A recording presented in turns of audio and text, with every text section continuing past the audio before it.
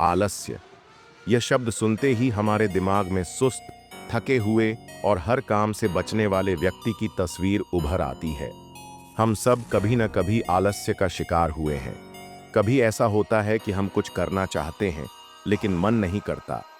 समय चलता रहता है और हम समय की बर्बादी पर बाद में पछताते हैं। आज हम जानते हैं कि आलस्य को कैसे हराया जा सकता है और कैसे सक्रिय रहकर जीवन को बेहतर बनाया जा सकता है। यह कहानी एक छोटे से शहर के एक लड़के राज की है। राज एक होशियार लड़का था, लेकिन एक समस्या थी, आलस्य। उसे हमेशा कामों को टालने की आदत थी। जब भी उसे कोई काम मिलता, वह उसे कल पर डाल देता।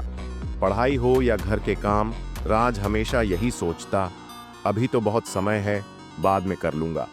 राज्य का आलस्य उसे न केवल उसके लक्ष्यों से दूर कर रहा था, बल्कि उसका आत्मविश्वास भी धीरे धीरे खत्म हो रहा था।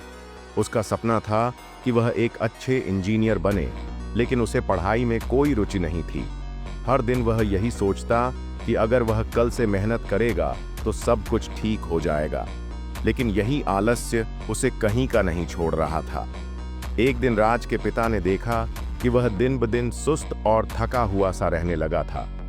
पिता ने उसे समझाया, राज, आलस्य तुम्हारा सबसे बड़ा दुश्मन है। अगर तुम इसे हराना चाहते हो तो तुम्हें सबसे पहले अपनी आदतों में बदलाव लाना होगा। राज को पिता की बातों का गहरा असर हुआ। वह सोचने लगा कि क्या वह सच में आलस्य को अपनी जिंदगी का हिस्सा बनने देगा? क्या वह हमेशा इस तरह से अपने सपनों को नजरअंदाज करता रहेगा? राज ने सबसे पहले अपनी सोच को बदलने का फैसला किया। उसने समझा कि आलस्य तब आता है जब हमारा दिमाग नकारात्मक विचारों में उलझा होता है। मैं यह काम नहीं कर सकता, यह बहुत कठिन है और मुझे अब यह नहीं करना चाहिए, जैसे विचार ही आलस्य को जन्म देते हैं। राज ने इन नकारात्मक विचारों को अपने दिमाग से बाहर करने की कोशिश की और खुद से कहा, अगर मैं मेहनत करूंगा तो मैं इसे पूरा कर सकता हूं। यह बदलाव आसान नहीं था, लेकिन उसने धीरे धीरे अपनी सोच में सकारात्मकता लानी शुरू की। हर दिन वह अपने आप से कहता, आज मुझे एक छोटा कदम बढ़ाना है, यह मैं कर सकता हूं। राज ने एक और कदम उठाया। उसने महसूस किया कि जब कोई काम बहुत बड़ा और कठिन लगता है तो आलस्य महसूस होता है। इसलिए उसने अपने लक्ष्य को छोटे छोटे हिस्सों में बांट लिया। वह अब पूरे दिन का काम नहीं सोचता था, बल्कि यह सोचता था कि आज मुझे सिर्फ 1 घंटा पढ़ाई करनी है या आज मुझे एक छोटा सा काम करना है। इसके बाद वह दिन प्रतिदिन छोटे लक्ष्य हासिल करने में व्यस्त हो गया। जैसे जैसे उसने छोटे लक्ष्यों को हासिल किया, वह आत्मविश्वास से भरने लगा। आलस्य धीरे धीरे कम होने लगा। राज ने समय का सही प्रबंधन भी सीखा। वह अपने दिन को एक योजना के तहत चलाने लगा। पहले वह एक टाइम टेबल बनाता था, जिसमें उसने पढ़ाई, खेल, आराम और अन्य कामों का समय तय किया। उसने समय पर काम करने की आदत डाली।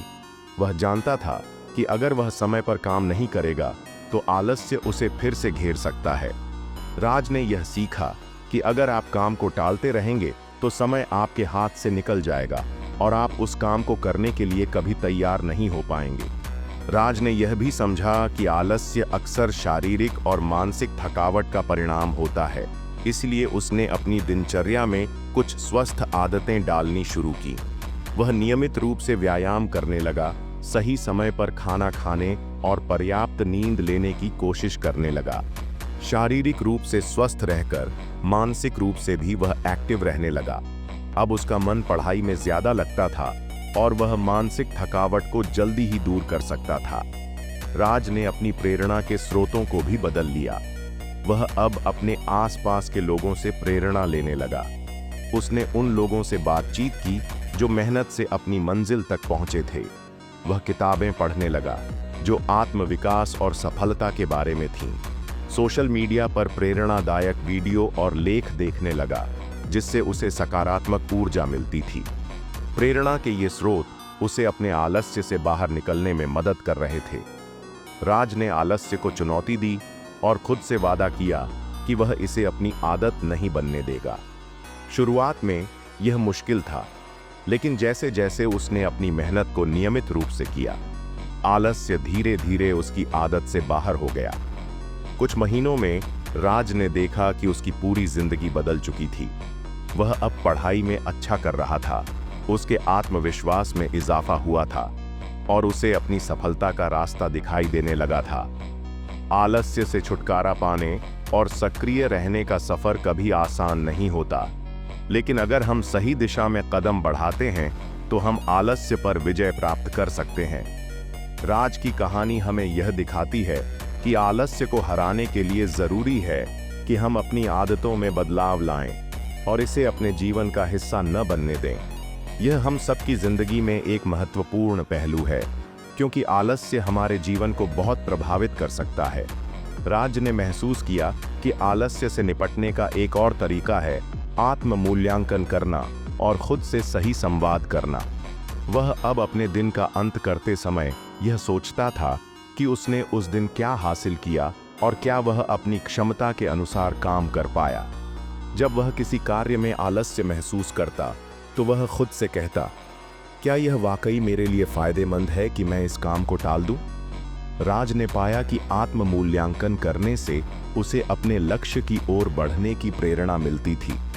जब भी वह आलस्य महसूस करता, वह खुद को यह याद दिलाता कि अगर वह अपनी मेहनत पर ध्यान दे तो वह कुछ भी कर सकता है। आत्मसंवाद और आत्म मूल्यांकन उसे आत्मविश्वास देने के साथ साथ उसकी उत्पादकता को भी बढ़ाते थे। उसने खुद से यह भी कहा कि किसी भी बड़े कार्य को छोटे हिस्सों में तोड़ने से वह आलस्य को मात दे सकता है, क्योंकि छोटे लक्ष्य असंभव नहीं लगते। राज ने एक और महत्वपूर्ण कदम उठाया। उसने यह समझने की कोशिश की कि आखिर आलस्य का कारण क्या है। क्या यह डर था? क्या उसे असफल होने का डर था? क्या वह किसी कार्य में सही से प्रशिक्षित नहीं था, या उसे यह कार्य उबाऊ लगता था? आलस्य के कारणों को पहचानना बहुत जरूरी है, क्योंकि एक बार जब आप समझ जाते हैं कि आलस्य क्यों आ रहा है, तो आप उसे सही तरीके से दूर कर सकते हैं। राज ने देखा कि जब वह किसी विषय में अच्छा नहीं था या वह उसे कठिन महसूस करता था, तो वह उस पर काम करने से बचने लगता था। इसलिए उसने इस समस्या का समाधान निकाला। उसने अपने कमजोर क्षेत्रों पर ध्यान देना शुरू किया। उसने नए तरीके से पढ़ाई करने की योजना बनाई, जैसे कि समूह में पढ़ाई करना, वीडियो ट्यूटोरियल देखना और कठिन विषयों को छोटे हिस्सों में तोड़कर पढ़ना। इससे उसकी मेहनत के प्रति उसकी रुचि बढ़ी और आलस्य धीरे धीरे खत्म हो गया। राज ने महसूस किया कि अगर वह किसी कार्य को पूरा करता है तो खुद को इनाम देना जरूरी था। यह उसे और अधिक प्रेरित करता था। कभी कभी हम अपने ही छोटे छोटे प्रयासों को नजरअंदाज कर देते हैं, लेकिन खुद को शाबाशी देना और खुद की सराहना करना जरूरी है। राज ने एक आदत डाली कि जब वह कोई लक्ष्य पूरा करता, जैसे कि एक चैप्टर खत्म करना या एक कठिन काम पूरा करना, तो वह खुद को एक छोटा सा इनाम देता। यह इनाम कभी एक छोटी सी चॉकलेट, एक पसंदीदा टीवी शो देखना या एक छोटी सी सैर करना हो सकता था। यह इनाम उसे अपने अगले लक्ष्य के लिए प्रेरित करता था और आलस्य से बाहर निकलने में मदद करता था। आत्म प्रशंसा का एक और बड़ा फायदा यह था कि इससे राज्य का आत्मविश्वास और बढ़ा। जब वह अपनी छोटी छोटी उपलब्धियों को मनाता था, तो वह महसूस करता था कि वह सही दिशा में जा रहा है और हर दिन एक कदम आगे बढ़ रहा है। राज ने यह भी सीखा कि उसके आसपास का परिवेश उसके आलस्य से निपटने में बहुत मदद कर सकता है। अगर उसका वातावरण अव्यवस्थित और गड़बड़ था, तो वह भी आलस्य महसूस करता था। इसलिए उसने अपने कार्यक्षेत्र को साफ और व्यवस्थित रखा। एक शांत और साफ वातावरण में काम करने से उसे ज्यादा ध्यान केंद्रित करने में मदद मिली। इसके अलावा उसने अपने आसपास सकारात्मक और मेहनती लोगों को रखा। यह सकारात्मक लोग उसे प्रेरित करते थे और वह उनसे सीखता था। राज ने महसूस किया कि जब वह मेहनती और प्रेरित लोगों के साथ रहता था, तो उसका आलस्य अपने आप कम हो जाता था। आलस्य को हराने का एक और तरीका था कि अगर किसी व्यक्ति को किसी विशेष क्षेत्र में मदद की जरूरत महसूस होती है, तो वह किसी विशेषज्ञ या कोच से मार्गदर्शन ले सकता है। राज ने देखा कि उसके कुछ दोस्तों ने समय प्रबंधन, अध्ययन की आदतें और मानसिकता सुधारने के लिए कोच से मदद ली थी। राज ने भी इसी रास्ते पर चलने का निर्णय लिया और किसी मार्गदर्शक से समय प्रबंधन और उत्पादकता के टिप्स लेने शुरू किए। इस मदद से उसे अपनी प्राथमिकताओं को पहचानने में मदद मिली और उसे अपने कामों को सही तरीके से प्रबंधित करना सीखने को मिला। आलस्य को हराने के लिए हमें अपनी आदतों और मानसिकता में बदलाव लाना होता है। यह सिर्फ एक मानसिक स्थिति नहीं है, बल्कि एक आदत बन जाती है जिसे हम अपनी इच्छा शक्ति, सही रणनीतियों और प्रेरणा के साथ बदल सकते हैं। राज की तरह हम भी छोटे कदमों से शुरुआत कर सकते हैं और धीरे धीरे सक्रियता और मेहनत की आदत डाल सकते हैं। आलस्य पर विजय पाना हमारे हाथ में है, बस हमें अपने लक्ष्य की ओर केंद्रित रहकर छोटे छोटे प्रयासों से लगातार मेहनत करनी होती है। अगर हम हर दिन खुद से एक छोटा कदम बढ़ाएंगे तो आलस्य पर हमारी जीत निश्चित होगी। अगर आपको वीडियो पसंद आई है तो लाइक, कमेंट और सब्सक्राइब जरूर करें।